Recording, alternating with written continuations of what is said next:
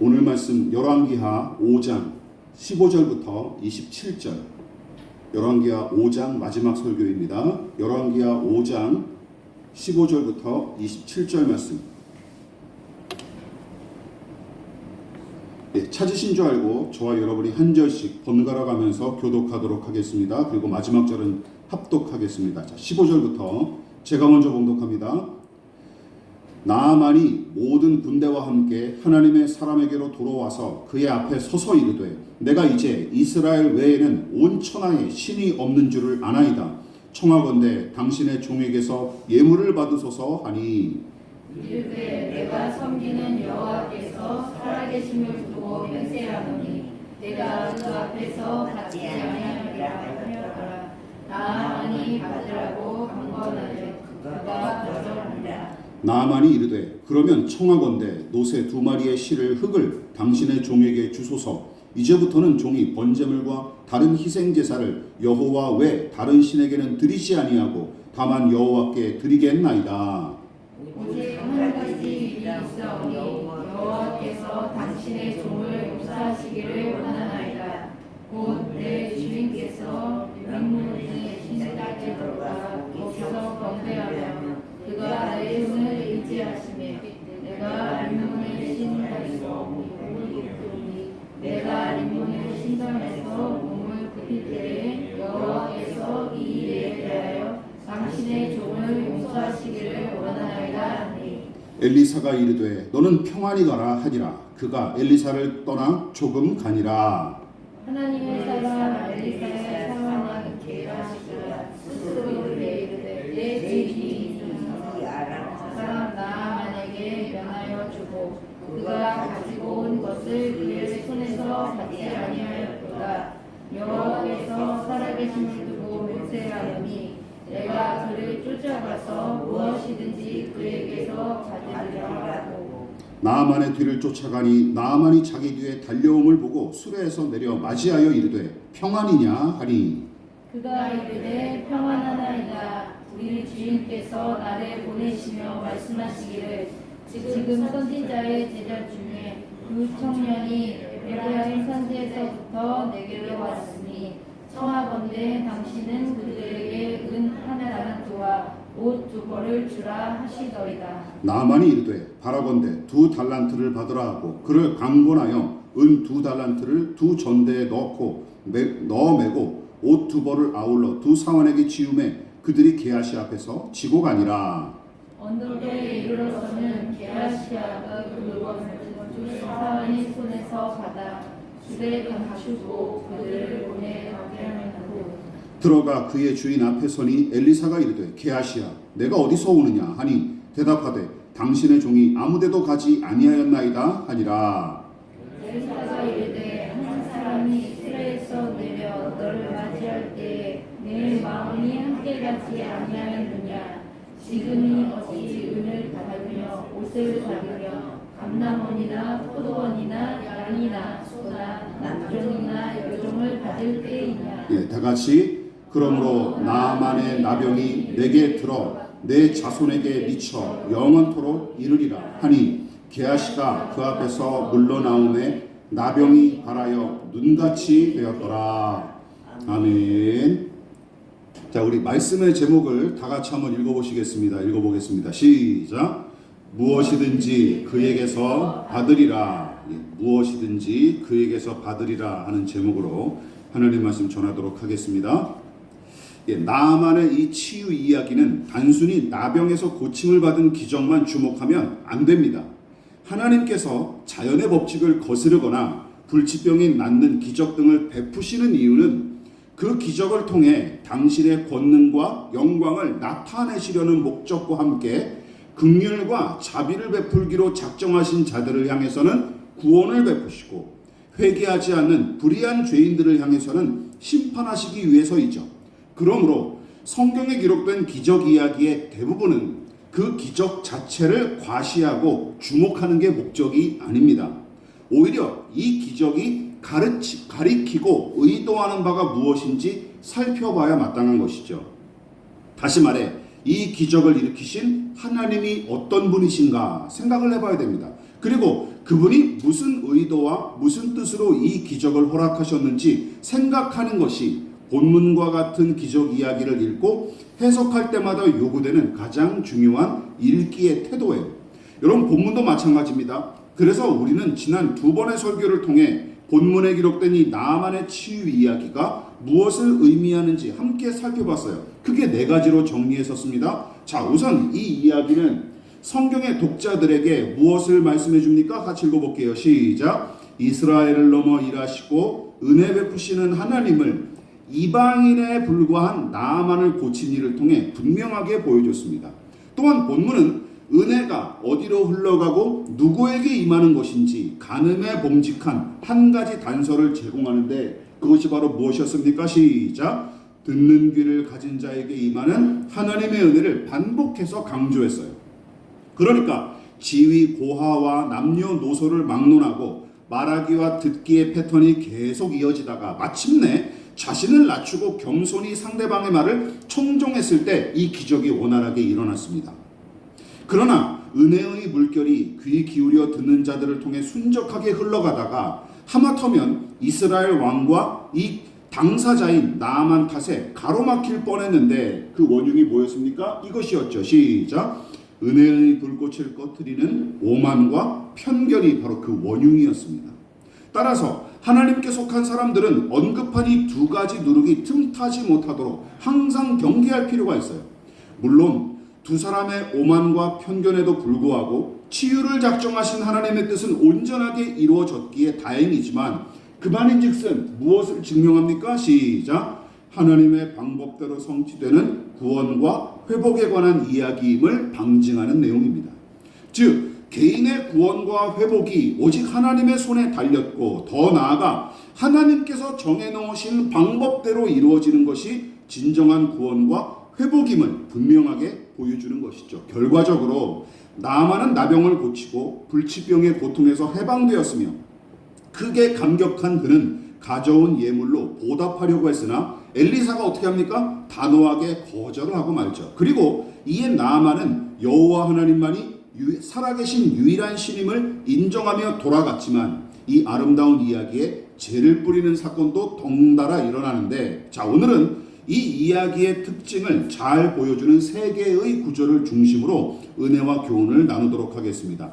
자, 첫 번째 어떤 내용, 어떤 구절입니까? 16절이에요. 같이 읽어볼까요? 시작.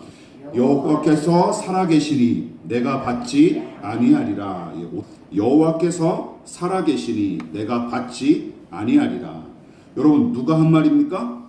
나아만이 나병에서 고침을 받고 감격에 겨워 준비한 예물을 전달하려고 했는데 엘리사 선지자가 손사래를 치고 정중하게 거절하며 건넨 말이 바로 이 16절의 말씀이에요. 한국교회 목사들과 교인들한테는 오히려 낯설게 와닿을 수 있는 이야기입니다. 잘 보십시오. 다양한 명목으로 거둬들이는 헌금의 종류가 적게는 몇 개 정도고 많으면 수십 가지에 이를 뿐만 아니라 목사가 예배 인도와 축복 기도 등으로 섬긴답시고 교인들에게 음으로 양으로 사례를 요구하는 게 작금의 교회의 현실이기 때문이죠. 그리고 여러분들이 신앙생활을 오래 해보신 분들은 이러한 관행들을 어렵지 않게 다들 경험해 보셨을 거예요. 목사와 교인이 밥을 먹으면 응당 교인이 밥값을 지불하기 마련이고, 교인 가정의 신방이라도 할라치면 목사의 양복 속주머니에 넣어줄 봉투쯤은 준비해 두는 것이 관례 아닙니까? 그렇죠. 그렇게 저도 배워왔어요. 예전부터 청소년 시절부터. 이런 문화에 익숙한 교인들한테는 오늘 본문에 나아만의 예물을 거절한 엘리사의 행동은 오히려 이상하게 여겨질 정도입니다. 그런데도 엘리사는 단호하게 이 어마어마한 양의 예물을 뭐라고? 내가 섬기는 여호와 하나님께서 살아계십니다 하는 이유를 대며 단호하게 거절을 하죠. 여러분, 이것이 의미하는 바가 무엇입니까? 저는 크게 2가지로 봤어요. 자, 우선 무엇을 지금 이야기해 주는 것인가? 하나님께서 엘리사에게 나아만의 예물을 받지 마라 하고 친히 말씀하신 게 틀림없고, 엘리사는 순종의 차원에서 예물을 단호히 거절한 거로 보입니다. 자, 그렇다면 하나님께서는 무슨 이유로 예물을 받지 말라고 명령하셨을까요? 여기서 자연스럽게 두 가지 이유가 도출이 되죠. 추측컨대 하나님께서 거저 베푸신 은혜의 의미와 가치를 온전히 보존하기 위한 의도였음이 틀림없습니다. 믿으십니까?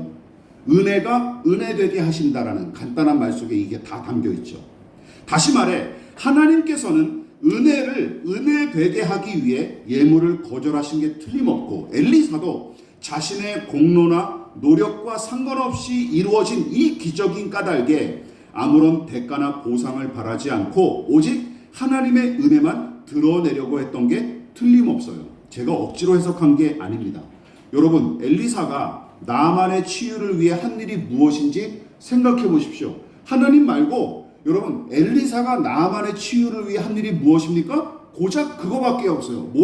너 요단강에 가서 7번 몸을 씻어라. 이거 한 것밖에 없어요. 그가 무슨 손을 대서 안수를 한 것도 아니고 개를 업고 요단강에서 목욕을 시켜준 것도 아니고, 아니 한마디 말만 전했을 뿐이에요. 엘리사도 안 거죠. 야, 이거는 내가 한 게 아니구나 라는 사실을 알게 된 거예요. 믿으십니까? 이게 틀림없죠. 그런데 성경에 기록된 모든 기적이 대부분 이러합니다. 사람의 공로로 된 게 아니에요. 여러분, 모세의 지팡이가 홍해를 갈랐습니까? 하나님이 가르셨습니까? 하나님이 가르신 거죠. 근데 우리는 착각을 하죠. 자꾸 모세의 손과 그 지팡이를 주목하게 되는 것이죠.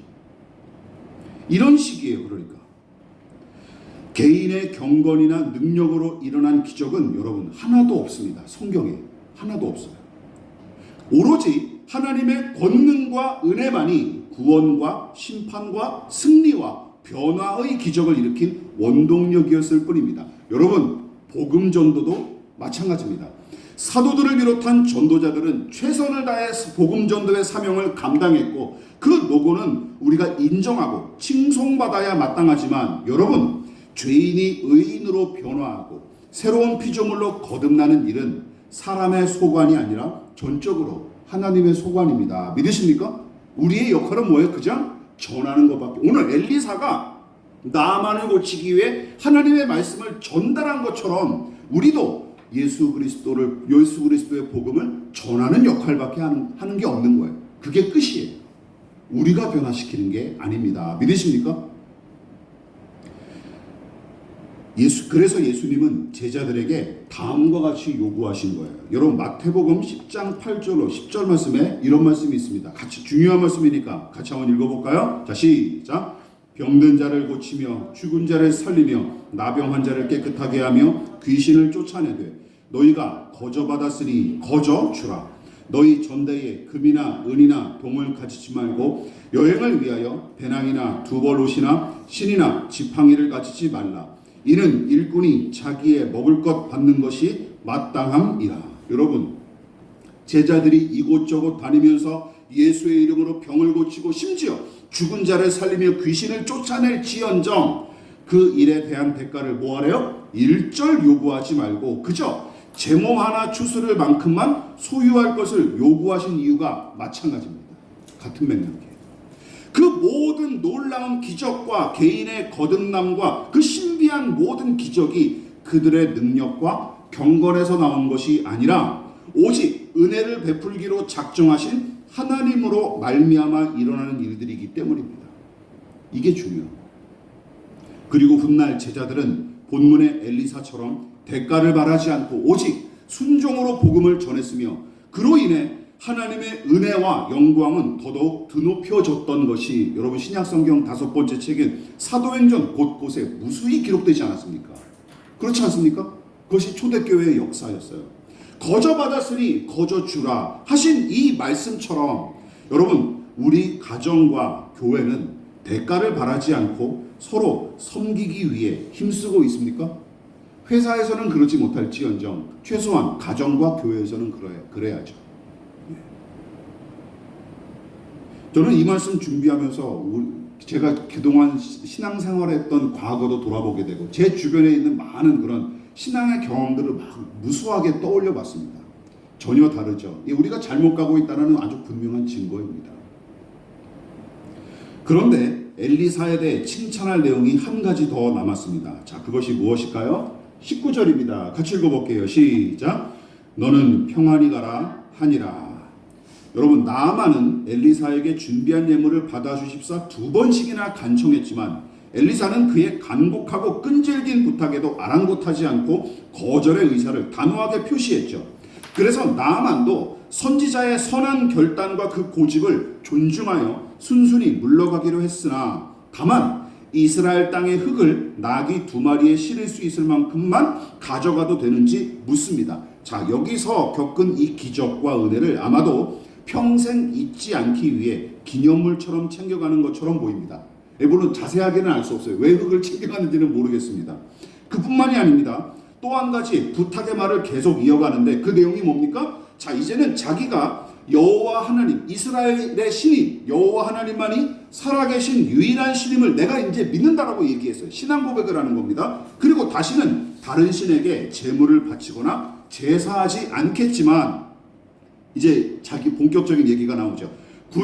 아람의 군사령관으로서 자기가 할 일이 있는데 그 중에 중요한 업무 중에 하나가 뭐래요? 아람 왕을 부축하여 림몬 신의 신전에 들어가고 또 그와 함께 림몬 신에게 경배하는 것, 왕과 함께 림몬 신에게 경배하는 것이 중요한 업무 중 하나였기 때문에 이것만은 하나님께서 용서하시고 아량을 베풀어 주십사 간청을 합니다. 즉 자기 마음은 이미 하나님께로 정해졌지만 아람 왕을 보필하기 위해 림몬 신에게 절하는 행위는 당장 어찌할 수 없다며 양해를 구한 것이죠. 자, 그러니까 이제 막 하나님을 평생 의지하며 살겠노라 맹세한 자가 이렇게 얘기하는 거예요. 제가 평생 살아온 방식과 직책 때문에 다른 신에게 절하는 일을 단번에 끝장내기는 어려우니 하나님과 그분의 종인 당신께서 용납해 주시기를 바랍니다 하고 양해를 구하는 거예요. 자, 여러분이 엘리사라면 어떻게 하실 것 같습니까? 무엇보다 여러분, 엘리사가 어떤 인물이죠? 엘리야가 하나님의 뜻을 받들어 엘리사를 선지자 후계자로 불렀고 엘리사는 거기에 순종하기 위해 평생 감당했던 농사일을 단박에 그만두고 아버지 집마저 떠난 사람입니다. 열왕기상 19장 21절에 나와 있죠. 그는 스승처럼 소심하거나 우유부단한 인물이 절대 아니었어요. 이런 성향의 사람은 나만의 말을 고지고대로 들을 수 있을까요? 고지고대로 듣기는커녕 저 같은 사람이니까 이제 그럼 되레 핑계나 변명처럼 여기고 이렇게 비판했을 것 같아요. 야, 너 같은 놈은 하나님 믿는 게 아니다 하며 비판했을 것 같아요. 그러나 본문은 전혀 다른 엘리사의 대답을 기록하죠. 뭐라고 얘기합니까? 자, 시작. 엘리사가 이르되 너는 평안히 가라 하니라. 문맥을 고려하여 의역하면 다음과 같습니다. 잘 들어보십시오. 여호와께서 너의 중심을 아시니 걱정하지 말고 편히 가라 하는 거예요. 엘리사의 성격과 성향을 고려하면 이런 격려가 뜬금없이 들릴 정도입니다. 그렇지 않습니까? 자기는 어떻게 부름을 받았어요? 황소 다 때려잡고 한 번에 그냥 때려잡고 아버지가 한 군데 인사만 하고 그냥 탁 가출을 해버렸잖아요. 선지자 따라가겠다고. 단호하고 아주 명쾌한 사람이거든요. 그리고 다 굉장히 열정적인 이런 사람들한테 이런 변명이 이런 나만의 말들은 변명처럼 들릴 수밖에 없습니다. 그런데도 엘리사가 뭐라 그래요? 너는 평안히 가라 라고 축복하고 격려를 해줍니다. 선지자와 백성의 인도자로 부름을 받았던 모든 사람이 여러분 엘리사처럼 단호하게 응했던 것은 아닙니다. 선지자조차도 백성의 인도자나 선지자들조차도 엘리사처럼 단호하게 응했던 사람들은 별로 없어요. 여러분 모세를 떠올려 보십시오. 모세는 하나님의 부르심을 직접적으로 듣고도 수차례나 이 핑계 저 핑계 대며 거절했고 막판에는 출애굽기 4장 13절에 뭐라고 얘기합니까? 주여 보낼 만한 자를 보내십시오. 저 말고요 라고 얘기를 한 거예요. 5번째 거절할 때 보낼 만한 자를 보내십시오 라고 손사래를 칩니다. 그런데도 하나님께서는 끝까지 그를 용납하고 설득하시죠. 본문의 엘리사도 마찬가지예요. 그도 나만이 자기처럼 단호하게 모든 것을 끊어내고 오직 하나님만 섬기기를 바랐을지도 모르지만 이방인인 나만이 내린 이 신앙적 각오와 결단을 높게 받고 그것 자체로도 높게 받고 또한 하나님께서 그런 과정을 통해 어떻게든 그를 돌보시고 이끄실 거로 믿었기에 평안히 가라 하고 그를 안심시키며 격려할 수 있었던 것입니다. 하나님을 신뢰했고 하나님이 어떻게든 그를 돌보시고 이끄실 것을 믿었고 또 뭡니까? 나만의 이 결단조차를 이 작은 결단조차도 존중했기 때문입니다. 즉 자기가 생각한 방식과 직접 겪은 경험이 전부나 정답이 아니라고 확신했기에 나만에게 강요하거나 정죄하지 않을 수 있었어요. 이게 중요합니다. 중요합니다. 여러분 엘리사가 이렇게 5장까지 오는데 그만큼 그의 신앙이 성숙하고 무르익었다라는 사실을 여기서도 볼 수 있는 거예요.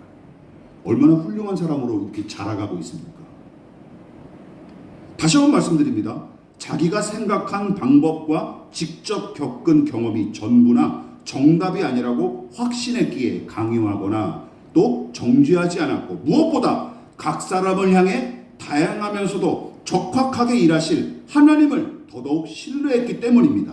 더 나아가 나만의 처지도 매우 존중했기에 평안히 가라 하고 말할 수 있었던 것이죠. 저 같은 사람처럼 야 당장 좀 직장 때려치고 하나님을 따라야지. 네가 이미 놔. 이스라엘로 이미 놔. 내가 너를 양육시키마.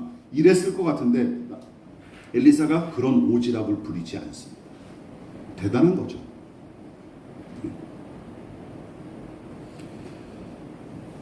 그런데 본문과 비슷한 내용이 죄인으로 낙인 찍혔던 한 여자가 예수님의 발에 향유를 붓고 머리털로 씻겼던 이야기에도 등장합니다. 여러분 그 동네 사람이면 누구나 다 알 만큼 부정하기로 소문난 여자가 등장하는데 그런데 예수님은 모든 편견과 관습을 뚫고 대담하게 당신을 찾아온 그녀의 믿음을 보시고 다음과 같이 선포하죠. 누가복음 7장 50절 시작. 예수께서 여자에게 이르시되 내 믿음이 너를 구원하였으니 평안히 가라 하시니라. 여기도 똑같은 말씀이 나오죠. 평안히 가라. 근데 웃긴 게 뭔지 아십니까? 예수님은 그녀에게 이렇게 강요하지 않으세요? 야 이제는 믿음으로 살아야 하니 당장 직업을 바꾸고 하던 일을 그만두라. 하지 않습니다. 믿으십니까? 이게 중요하죠. 다만 그녀의 중심에 자리 잡은 믿음을 보셨고 그 믿음으로 차츰차츰 그녀의 삶을 갖고 가기를 바라시며 평안히 가라 하고 축복하셨을 뿐입니다. 본문의 엘리사도 바로 이 마음으로 나아만에게 평안히 가라 했던 것이죠. 저 같은 완벽주의적인 성향을 가진 가짜는 완벽주의적인 성향을 가진 사람들한테 야 그거 무슨 그따위가 신앙이냐 하면서 막 정죄하고 손가락질했겠지만 엘리사는 저보다 훨씬 더 믿음이 좋은 사람이었던 것이죠. 평안히 가라 축복할 수 있었습니다. 여러분 이 믿음의 아량과 배려가 우리에게 있습니까? 그것을 한번 돌아보십시다. 그러나 마지막 이야기가 이 두 가지 앞선 두 가지 이 아름다운 이야기에 초를 치면서 반면교사의 역할로 등장하죠. 자 20절입니다. 어떤 내용입니까? 시작. 내가 무엇이든지 그에게서 받으리라. 오늘 설교의 제목이죠. 열왕기하 5장 19절에서 열왕기하가 5장 19절에서 마무리됐다면 얼마나 좋았을까요? 그런데 20절부터 27절까지 이어진 이야기가 다 된 밥에 재를 뿌립니다.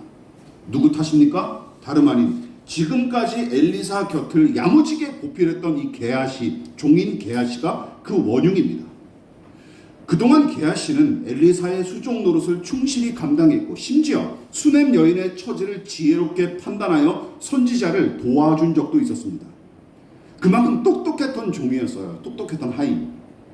그런데 본문의 게하시는 나만의 막대한 예물을 거절한 주인의 행동을 좀처럼 이해할 수 없었고 급기야 나만을 쫓아가서 은 2달란트와 옷 2벌을 얻어내고야 말죠. 그때 스스로 다짐하며 내뱉은 말이 다음과 같습니다. 무엇입니까? 이거죠. 읽어볼까요? 20절 시작. 내 주인이 이 아람 사람 나만에게 변하여 주고 그가 가지고 온 것을 그의 손에서 받지 아니하여도다. 여호와께서 살아계심을 두고 맹세하노니 내가 그를 쫓아가서 무엇이든지 그에게서 받으리라 하고 이 구절만 보면 이 구절 후반부만 딱 떼어놓고 보면 얼마나 집에 성구처럼 걸어놨되겠죠. 내가 그를 쫓아가서 무엇이든지 그에게서 받으리라. 기도할 때도 얼마나 써먹기 좋습니까? 하나님 저에게 무엇이든 결국은 저한테 주십시오 하고 기도하기도 좋은 구절이죠. 특히 이 부분을 주목하십시오. 내가 그를 쫓아가서 무엇이든지 그에게서 받으리라. 이런 단호함과 야심이 부럽고 대단하게 보였던 시절이 저에게도 있었습니다. 옛날에 저에게는 그런 요소가 별로 없었으니까. 근데 이제는 이렇게 말하는 사람들이 부럽거나 대단하게 보이기는커녕 오히려 무섭게 느껴질 정도입니다. 무섭게 느껴지고 위험하게 느껴져요. 기억하십시오.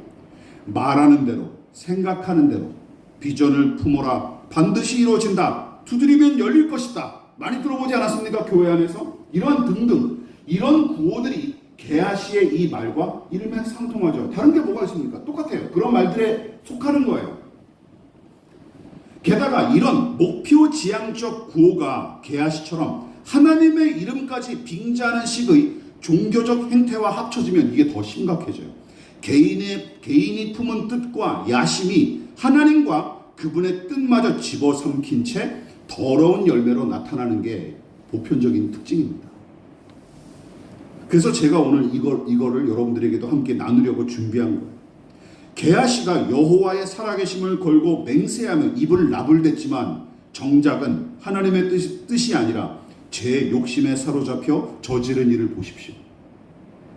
그리고 무엇이든 받으리라 하는 제 뜻을 이루기 위해 2번씩이나 대놓고 거짓말을 내뱉은 일도 개인의 야심과 조직의 목표가 다른 어떤 것보다 우선할 때 나타나는 부조리와 불의함을 아주 잘 보여주는 사례입니다. 목표 지향이 야심이 모든 우선순위보다 앞서게 되면 이럴 수밖에 없어요. 불의를 저지를 수밖에 없습니다. 사도행전에 여러분 보십시오. 사도행전에 등장하는 아나니아와 삽비라 부부가 하나님의 징계를 받고 죽은 이유가 무엇입니까? 이 부분 오해하지 마십시오. 재산의 전부를 바치지 않고 일부만 바쳐서 죽은 건가요? 아닙니다. 또 바나바보다 적게 헌금한 까닭인가요? 그것도 아니에요. 사도들과 교인들로부터 최고의 헌신으로 인정을 받고 또 다른 신자들보다 훨씬 우월한 신자로 평가받고 싶은 욕심에 하나님의 성령과 사도를 속이면서까지 헌금하다가 도리어 징계를 당한 것입니다. 게하시가 겪은 일과 매우 비슷하죠. 여러분 이 부분을 마지막으로 주목하십시오. 이처럼 목표와 개인의 야심을 이루는 것이 최우선 순위가 되면 여러분 결국은 거짓과 불의와 손쉽게 타협할 수밖에 없습니다. 왜냐하면 그게 목표가 되면 결과지향적, 목표지향적이 되면 거짓을 쓸 수밖에 없어요. 불의한 일에 손을 대지 않을 수가 없습니다. 그렇지 않습니까? 그리고 그러다 보면 남을 이용하고 착취하는 짓도 서슴지 않게 됩니다. 목표가 우선이 되면 개인의 야심이 우선. 내가 꼭 한 달에 1,000만 원씩 벌을 거야. 내가 올 1년에 100억을 벌고 말 거야. 이런 목표가 최우선 순위가 되면 어떻게 정직하게 성실하게 일하면서 100억을 벌고 1,000만 원을 한 달에 봅니까? 말도 안 되죠. 거짓이 들어가게 되고 불의를 쓸 수밖에 없습니다. 그렇지 않습니까? 이윤 추구의 올방한 기업이 노동자들을 부속품처럼 여기며 착취를 일삼고, 교회는 예외인가요? 아니죠. 교회 성장의 혈안이 된 목사와 교인들을 현금 인출기나 영업사원처럼 취급하는 이유가 다 여기에 있는 거예요. 그렇고 거기에 있는 거예요. 교회라고 다 그렇지 않습니다. 똑같아요. 세상에 하는 짓과 똑같은 일들이 벌어지는 게 바로 이게 목표가 되기 때문에 올해는 1만 명의 교인들을 목표로 합시다. 지교회를 3개 더 세웁시다. 이런 게 목표가 돼버리면 얼마든지 거짓을 쓸 수밖에 없고 과장과 위선이 난무하게 될 수밖에 없습니다. 봐오지 않으셨습니까? 다 경험하지 않으셨습니까? 그렇다고 저는 봉준호 감독의 영화 기생충에서 언급한 무계획과 노플랜의 삶을 부추긴다고 오해하지 마십시오. 저 그런 건 아닙니다. 목표를 우상처럼 숭배하고 추구하는 삶만큼이나 악한 것이 뭡니까? 되는 대로 사는 것이죠.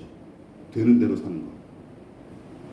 따라서 그 균형을 잘 맞추며 사는 것이 균형 잡힌 삶, 건강한 삶일 텐데 하물며 그리스도인들이 그 균형을 잃는다면 세상의 빛과 소금된 사명은 기대하기가 어렵습니다. 그렇다면 우리는 어떻게 살아야 합니까? 야고보 사도가 이에 관해 적절한 교훈을 우리에게 남겨주셨죠. 같이 읽어보겠습니다. 시작. 들으라. 너희 중에 말하기를 오늘이나 내일이나 우리가 어떤 도시에 가서 거기서 1년을 머무르며 장사하여 이익을 보리라 하는 자들아, 내일 일을 너희가 알지 못하는도다. 너희 생명이 무엇이냐? 너희는 잠깐 보이다가 없어지는 안개니라. 너희가 도리어 말하기를 주의 뜻이면 우리가 살기도 하고 이것이나 저것을 하리라 할 것이거늘. 내일 내가 이만큼 벌어서 이제 벌기 위해서 내가 오늘 이렇게 준비해야지. 다 그거 뭐 같다라는 거예요? 안개와 같다라는 것이죠. 그때 하나님이 나에게 무엇을 원하시는가? 그것대로 살아가라는 것이죠. 물론 주의 뜻이 무엇인지 우리는 다 알 수 없고 혹여 안다 하더라도 완벽하게 순종하기가 어려운 게 사실입니다. 그러나 그 뜻을 헤아리고 순종하기 위해 애쓸 때야말로 여러분 가장 그리스도인답고 하나님의 사람답다는 사실을 잊지 마시기를 부탁을 드리겠습니다. 그게 가장 신자다운 모습이에요. 멀리서 찾을 필요가 없습니다. 앞서 나만의 막대한 예물을 거절하고 오롯이 하나님의 은혜만 드러냈던 엘리사가 바로 그런 사람이죠. 내가 주의 뜻이면 이것도 하고 저것도. 게하시처럼 엘리사가 내가 저 예물을 받아내고 말아야지. 내가 수고한 게 얼마인데, 내가 하나님의 은혜 통로로 쓰임 받지 않았나? 나는 마땅히 대가를 받을 만하다 라고 했으면 게하시랑 똑같은 짓을 저질렀겠죠. 말씀을 마무리하도록 하겠습니다. 게하시는 신령하고 경건한 하나님의 종 엘리사를 항상 가까이서 섬겼을 뿐만 아니라 엘리사를 보필하며 하나님께서 베푸시는 은혜와 기적을 무수히 목격하고 지켜봤을 텐데도 여러분, 아이러니하게도 주인이 거절한 나아만의 예물을 탐내며 거짓말을 일삼다가 종국에 심판받았습니다. 웃기죠? 국가대표 축구 선수가 내 친구면 나도 축구를 잘하나요? 이런 말도 안 되는 논리가 교회에서 있다니까요. 내가 좋은 목회자를 섬기고 그리고 내 부모가 좋은 믿음을 가진 부부면 나도 저절로 믿음이 좋아지는 줄 착각하는 사람들이 교회 안에 얼마나 많은지 모릅니다. 우리도 마찬가지예요. 주야로 말씀과 기도에 힘쓰며 넉넉한 아량으로 품어주는 권사님, 성령의 열매가 그 인격 가운데 잘 무르익은 경건한 장로님, 성경과 복음을 올바르게 가르치기 위해 힘쓰고 하나님과 사람들 앞에 늘 겸손한 목회자, 그리고 믿음의 경건한 부모 등등 이런 사람들이 곁에 있고 그들로부터 양육과 지지를 받는다면 여러분 기억하십시오. 나는 복을 받았구나 생각하며 감사하시길 바랍니다. 중요한 간과하지 말아야 될 것. 그 사람들이 우리의 신앙을 책임지지 못합니다. 믿으십니까? 그 사람들은 그 사람들의 신앙인 거예요. 나와는 상관이 없습니다. 제가 책을 1000권, 2000권을 쟁여놓은들 그게 여러분들에게 무슨 상관이 있습니까? 그렇지 않습니까? 제가 성경을 100독을 읽었든 1000독을 읽었든 그건 저한테 유익이 되는 거지 여러분들한테는 직접적인 영향이 없어요. 그걸 구분하지 않으면 큰일 납니다. 큰일 나요. 다시 한번 말씀드립니다. 존경할 만한 사람들조차 정작은 여러분의 삶과 신앙을 전적으로 책임지지 못합니다. 신실하고 존경스러운 목회자의 양육을 받았어도 양아치 짓거리를 일삼는 신자들이 허다한 게 현실이고, 엘리 제사장, 이 양아치 같은 엘리 제사장 아래 양육을 받았어도 사무엘 같은 위대한 인물이 자라날 수 있었던 것처럼 저런 게 목사냐, 저런 게 교회냐 하는 와중에도 경건한 믿음의 사람이 나타나기도 하는 것입니다. 그러므로 알 수가 없어요. 우리는 함부로 재거나 측량할 수가 없는 것입니다. 하나님의 일하심. 각자 책임져야 되는 거예요. 스승 엘리야 못지않게 위대한 믿음의 행보를 보여줬던 엘리사 선지자. 그러나 게하시는 그 곁에서 내내 보필하며 엘리사의 경건과 신실함을 늘 지켜봤을 테고 놀라운 은혜를 가장 가까이서 무수히 목격하며 체험하는 특권을 누렸으나 여호와 하나님을 경배하고 섬기기는커녕 여느 사람 못지않게 물질만 쫓고 거짓말만 일삼다가 망하고 말았습니다. 이게 우리에게 교훈이 되어야 돼요. 나아만과 엘리사 그리고 게하시, 지금 우리는 누구처럼 살고 계십니까? 엘리사처럼 순종과 절제로 하나님의 영광을 드러내며 살고 계십니까?